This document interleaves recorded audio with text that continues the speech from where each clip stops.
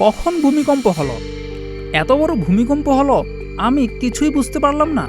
ঘুম থেকে উঠে ফেসবুকে এসে দেখি ভূমিকম্প হয়েছে। এক শ্রেণীর মানুষ আছে যারা এভাবেই নিজেদের মন্তব্য সামাজিক যোগাযোগ মাধ্যম কিংবা বন্ধু মহলে প্রকাশ করে থাকেন। এবারও তার ব্যতিক্রম নয়। তিব্বতে ভয়াবহ ভূমিকম্প বাংলাদেশে অনুভূত হলেও অনেকেই সেটা বুঝতে পারেননি। শুধু এবারই নয়, প্রতিবারই ভূমিকম্পের পর এমনই পোস্ট দেখা যায় সামাজিক যোগাযোগ মাধ্যমগুলোতে। কিন্তু প্রশ্ন হচ্ছে, একই সময়ে কিছু মানুষ ভূমিকম্প অনুভব করলেও কিছু মানুষ কেন অনুভব করে না? বিশেষজ্ঞরা বলছেন এর মূল কারণ দুটি। তার মধ্যে একটি হচ্ছে ব্যক্তির অবস্থান। আপনি যদি কোনো ভবনের নিচের দিকে থাকেন তাহলে অনুভব করবেন কম, যত উপরে থাকবেন তত বেশি অনুভব করবেন।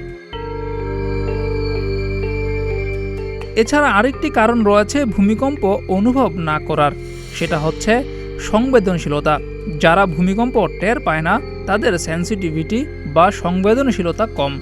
তাছাড়া যদি ভূমিকম্পের সময় কেউ বিশ্রাম নেয় কিংবা শুধু বসে থাকে তাহলে তার অনুভব করার সম্ভাবনা বেশি থাকে। যদি কেউ কাজ করে, চলাফেরা করে, ছুটোছুটি করে, তার টের পাওয়ার সম্ভাবনা কম থাকে। জিয়াউর রহমান, প্রতিদিনের বাংলাদেশ।